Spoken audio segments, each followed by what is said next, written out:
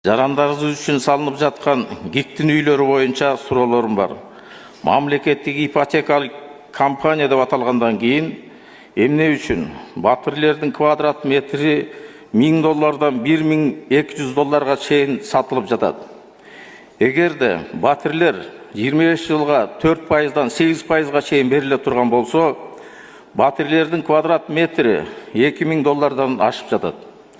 Бул деген квартира алган жаран пенсияга чыккандан кийин дагы өмүрүнүн аягына чейин кредитин төлөп, тиричилигине жетпей жүрүп өтүп кетет дегенди билдирет.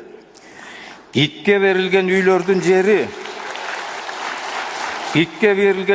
жери бекер, документациялар бекер. Өздүк наркы $455 чейин болушу керек эле.